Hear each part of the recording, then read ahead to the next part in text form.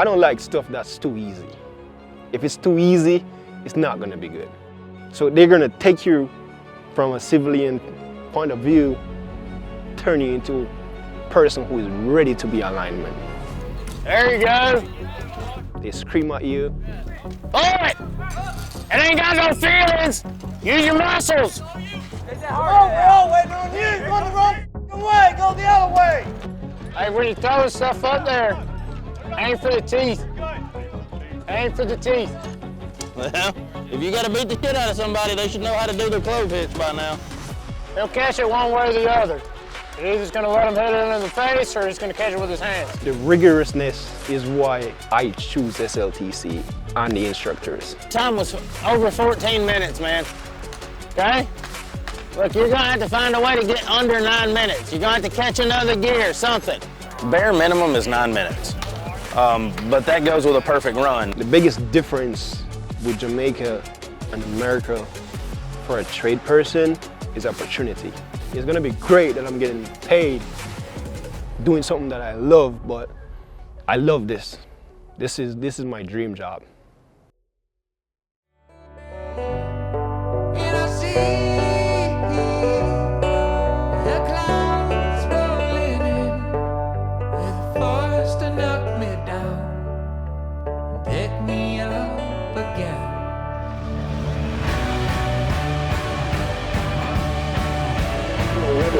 In Shreveport has issued a significant warning for which includes the city site, Lufkin, Southall, United States of counties, this includes the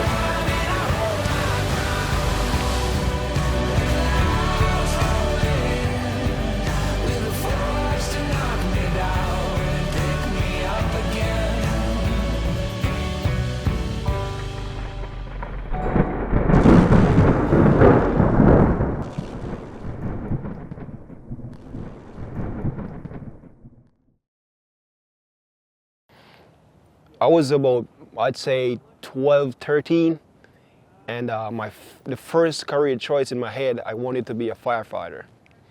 I got a little story for you guys. We got a type of grass in Jamaica, we call it the vaquero grass. It's like, it grows like really close, and when it dries up, it just dries like a big landscape, you know what I mean, like a whole area. And what I did, I just set one corner ablaze and just let it burn, and then I would just go get some like green branches and just try to get it out, just in the middle of it, just trying to get it out. And my grandmother would whoop my ass for that, because I like big flames and try to put it out. So yeah, firefighter was like the first career choice for me.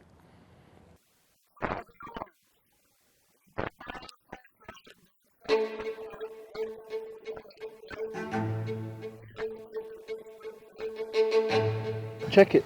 Bring it back down to the foot.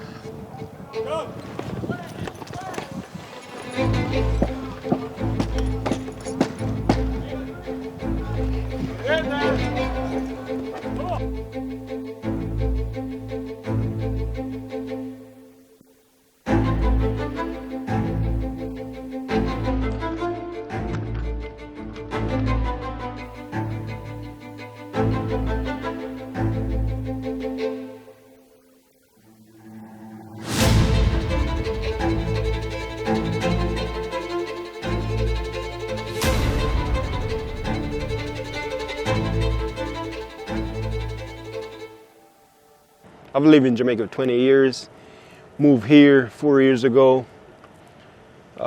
Lived in Philadelphia, lived with my dad there for a little bit, then I decided, hey, I'm gonna go out and move out on my own. Hey, what go on? Check this out.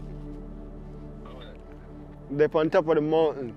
My dad, he always looked out for us. We're always FaceTime, and before FaceTime, we're always on the phone. I spend hours on the phone with my dad. You wanna say hi to my SLTC fans? It's my biggest inspiration right here. It's my biggest inspiration right here, yeah. Every time I look at him, inspire me to keep going, you know what I mean? I can't fail. Thanks for all of the Thanks for all the motivation and the fight where you put in over the years and everything, you know. Appreciate it, Dad. We're gonna keep it pushing right now. Alright, later, man. Be careful. All right, thanks. Bless. Yeah, cool. I feel proud, brother. I feel proud, you know what I mean? Yeah. Alright. Yeah, cool. Dad said he's proud, so that's good. He always makes sure, hey, we got what we want. He works hard. You need that. I'm gonna get it. If he can't get it, he's tell you straight up, hey, can't get that. I respect him for that. He's like a man of his word. I really looked up to him. Say for instance, because I played cricket for my high school, right? In like games like semifinals games, all my teammates, they have their dads, their moms.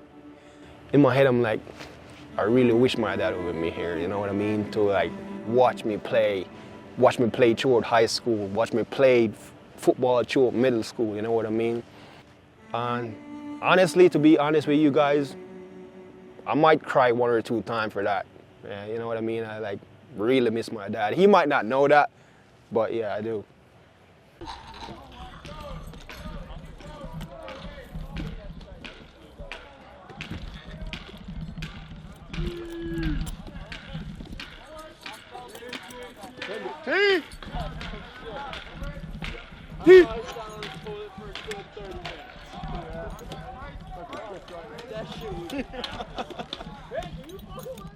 Honestly, when I first saw Eason, he I was making fun of him because he had skinny jeans on. I asked him if they knew that they made bigger pants that actually fit him. He's like, "Oh yeah, man, I know." So he took it on the chin pretty well, so I figured I could work with him pretty good because I talk a lot of smack. But he just had it, man. Like you could tell, like he wanted to be there. He was out there working hard. He was always one of my first few up the pole. He was natural, like climbing and everything like that. And as he progressed through the school, he just got better and better. He was always trying to help people, teach people, you know, better ways of doing things and explain it to them. So he's pretty jam up the whole time. Like I said, in middle school, 6th grade, I was in class. It was like about 2 in the afternoon, right? Jamaica Public Service, that's the electric company down there. They came in with about like 6 bucket trucks, right? And they were doing upgrades and new install. And I was at the window in my classroom so I could like look right outside and see what's going on. I was like, hey, what's going on over here? And I touched my buddy beside him and I was like, hey, check this out, bro. And there was like just guys going up on this pole right here, guys going up on this pole down here. You got a bucket truck in the middle right here trying to get automatic splice open. The line was hot. Everything was still hot, right? And they were just ripping shit down and you can just see the art just running up and down the line. I was like, holy shit, bro. That's pretty cool right there. And I was like, yo, that's what I'm gonna do. Yeah, that shit is pretty cool. So line work is extremely, definitely a difficult job. There's a lot of things that go into it. There's a lot of common sense dangers, and there's a lot of things that you don't necessarily think of until you're into that situation. You always have to be minding your P's and Q's and keep your head on a swivel. I mean, whether if you're up there with an experienced guy, y'all both been doing it a long time, or whether you're up there with an apprentice, that's somebody that has no idea what they're doing, there's always those hidden dangers, and if you're not paying attention, it will bite you. I was just talking about this the other day, the human error aspect. You can't ever get rid of that human error, and people feel like they get a little too big for the britches, so it ain't gonna happen to me, and that's exactly whenever they get killed. People definitely get killed in this trade.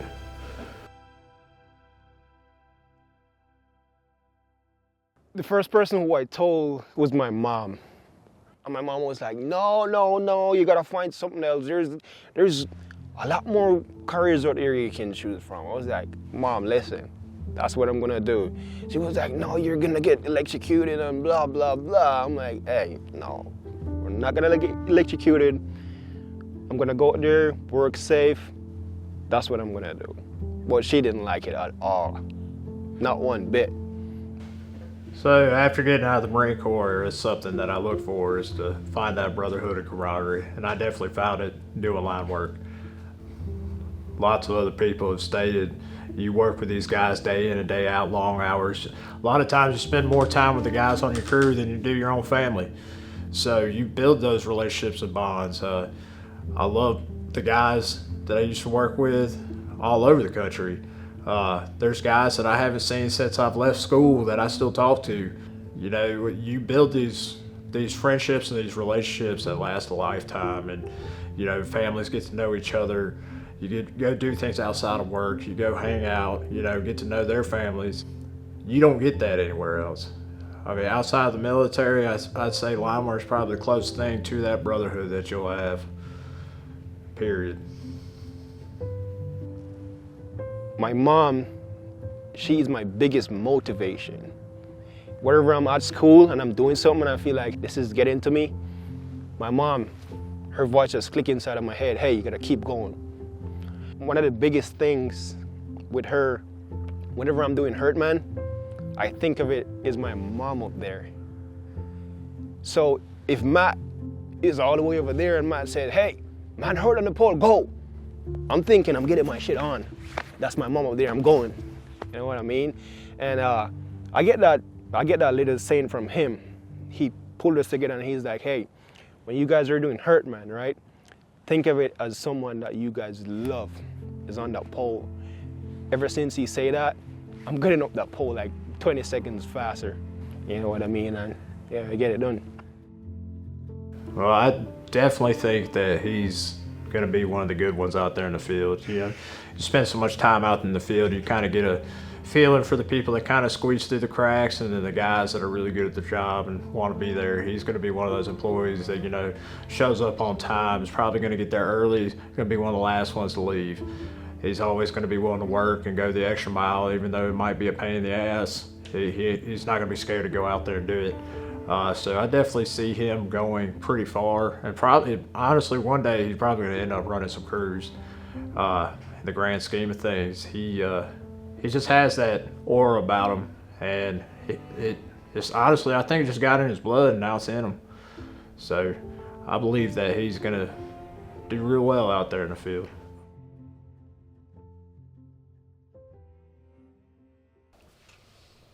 My name is Matt Miles. I'm a CDL instructor at SLTC. Navarro Easton was in my class at the very beginning. The thing I noticed when I first met Navarro was he had a look in his eyes, and that look can go back to when, you know, the best way I could describe it is before I walked out of the field house on Friday night, the look in my teammates' eyes, we're ready to go. It's go time, and that look, you know, it never left him the whole time he was here. Not everybody has that. Navarro's character alone, what stood out to me was his willingness to help others. He helped multiple students. I mean, you're talking 30 or more in this class that he stayed with, and I would say all 30 of those wound up passing. When I looked at this kid, you know, it was, from the very beginning, it was that look. I mean, it was, I'm ready, you know, let's go do this. You know, I'm prepared for what's coming at me. I mean, let's get it. Let's get it over with. It never left. For sure, you got kids here who don't want to really do it. I can tell. With me, I can just look at a person and know, hey, if he want to do this or not. And I can tell you, I've seen a few. I think this career weed out the weaks pretty fast. I'm not a lineman yet, but I can tell you this from being a pole inspector, foreman. If you're a weak dude, it's gonna weed you out fast. When I was a foreman doing pole inspection, I got a guy came in like the Monday. He quit before lunch. Cause yeah, in pole inspection, you gotta pull that wagon with your digging bar, with your shovel, with a bucket full of pole inspection goob. We call it the goob. That's the stuff that we splash on the pole, wrap it up so it doesn't like water doesn't get like moisture. And you're pulling that behind you, pole to pole to pole to pole all day. He couldn't do it. So first of all, I've heard about SLTC from a coworker. He's like, hey, check this school out. It's pretty good, right? I'm like, all right, I'll take a look into it. But for me, if I'm gonna spend this amount of money in a tuition, I'm gonna pick the best school.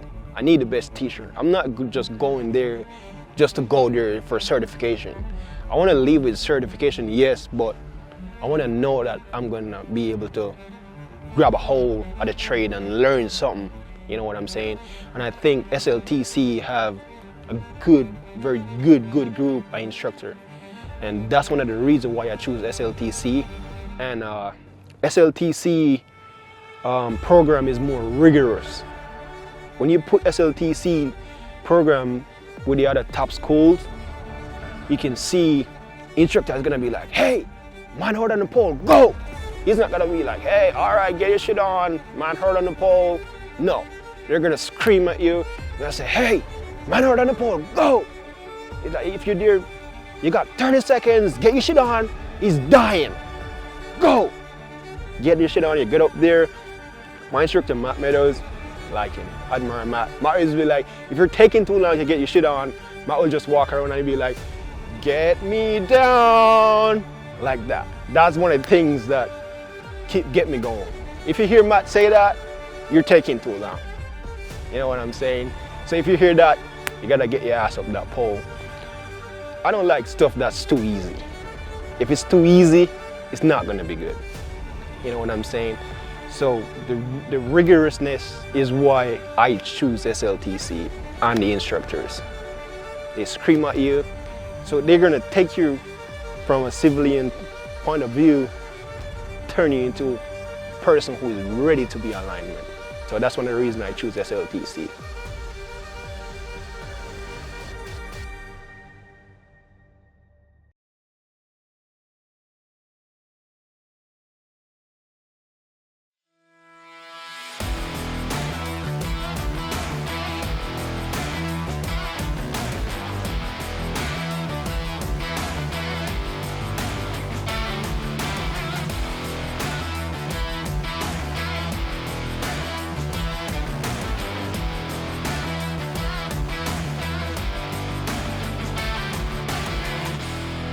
Well, good evening. It's my privilege to welcome you to Southeast Lineman Training Center's EOP Class 73 graduation ceremony. Today marks a milestone as we honor the dedication and hard work these men and women have committed over the past 15 weeks to advancing their careers in line work. I want to congratulate you once again on your graduation from Southeast Lineman Training Center. You are now part of a proud brotherhood and the backbone of this nation. It has been our honor to have each and every one of you over these past 15 weeks. You will forever be part of the SLTC family. So enjoy the rest of the ceremony tonight as we honor you and your accomplishments.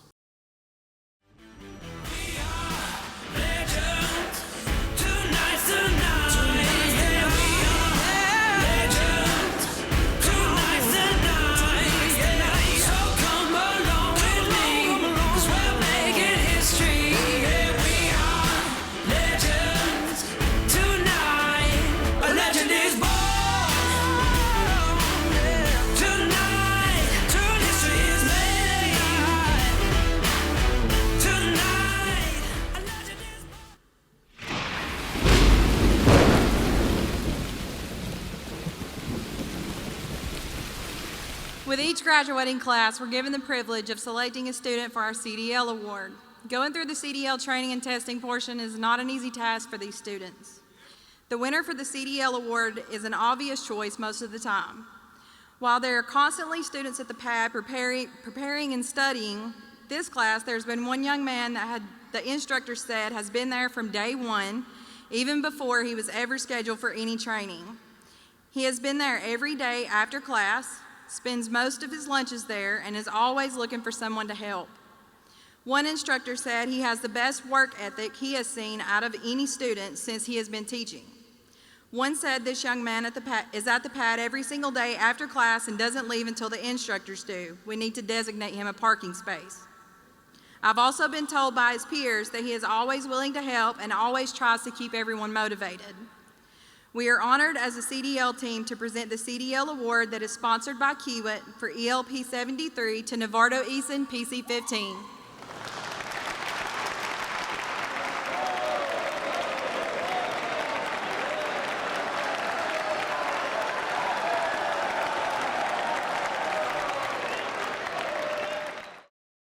First time I looked at SLTC and I would try to apply, I realized that I wasn't gonna have enough money. So I had to put that money aside and work a whole year, get that money ready. And when I got that money ready, I'm like, hey, next class is gonna be the 4th of January. I'm not gonna wait around. I'm gonna get this shit done now.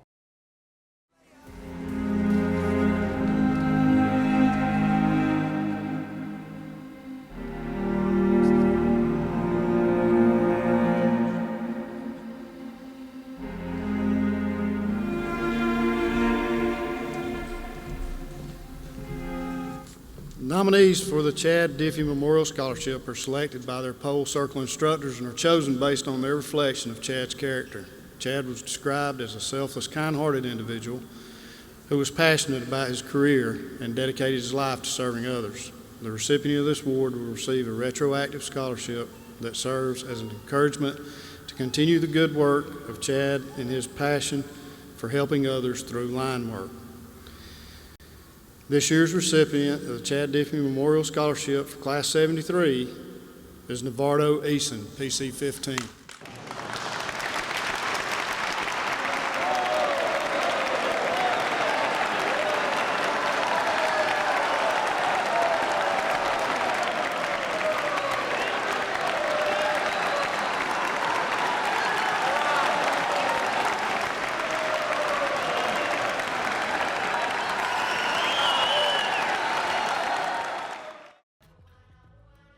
The biggest difference with Jamaica and America for a trade person is opportunity. You got a ton of opportunity, you know what I mean? You don't have to necessarily do the same trade that you left Jamaica with. You can come here and start a whole new trade. Say for instance, my dad. My dad was a carpenter when he left Jamaica. Right now, my dad is a gas plumber. Just to show you there's a wide variety of trade you can choose from. If you're on the fence, right, and you're be like, hey, I want to do this, but I don't want to do this, you're gonna live in doubt for probably the rest of your life. You just gotta, hey, if you get this shit done now, and you graduate and you learn the trade, you're gonna have a very rewarding career. You're gonna have a job for life. You know what I mean? Don't sit there and weigh your options. Hey, I don't know if I'm gonna make it. If you got that drive, you will make it. Next thing, you don't do this because of the money. You gotta love this shit. If you don't love it, it ain't gonna work out for you. You're just gonna beat yourself up and you're just gonna hate it. For me, I can get up every day and do this shit. You don't have to pay me. It's gonna be great that I'm getting paid doing something that I love, but I love this. This is my dream job. I get up every day and do it for free.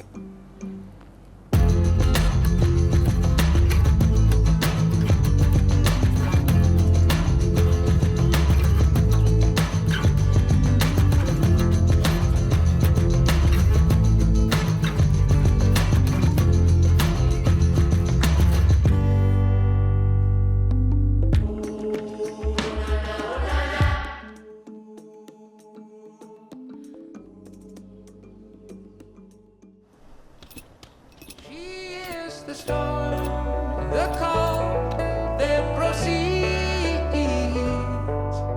the howling wind and the still air in between, and I see the clouds rolling in with force to knock me down.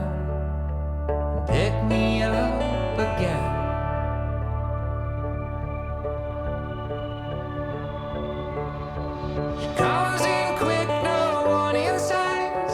Lightning strikes from white skies. The